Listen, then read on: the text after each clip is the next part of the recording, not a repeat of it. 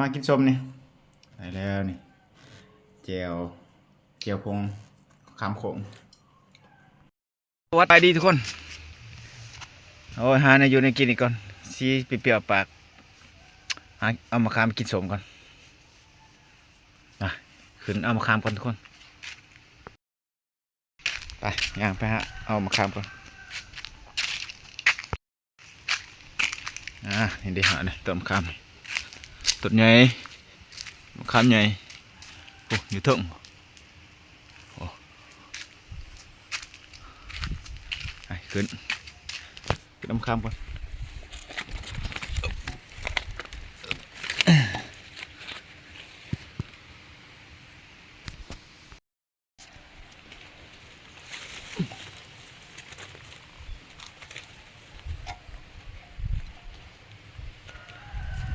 มันเสาไฟได้นี่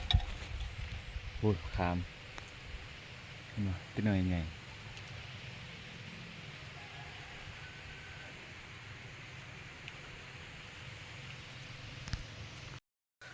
หอดแล้วนี่โอ้ดอกเด้อปีน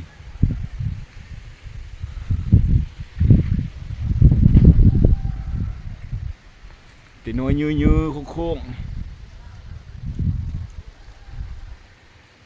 โอ้ลายนี่มาแล้วพอแล้วสำนีกำหนึ่งไปกินสมก่อนกินสมตอนบ่ายตอนเที่ยง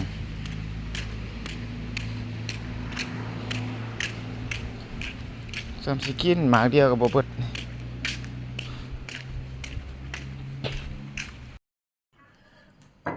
หมากที่ช่องมัน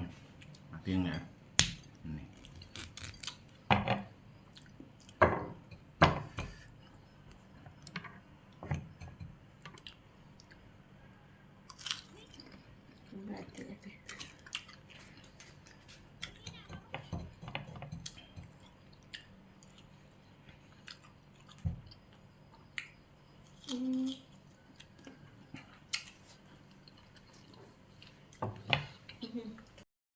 จะเป็นโซแต่เพื่อนหัน ทุกคน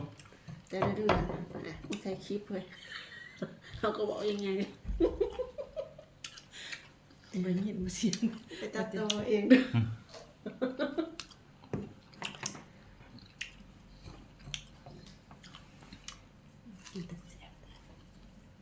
เดี๋ยวไปเลยจมยาจมครับสวงนอนเลย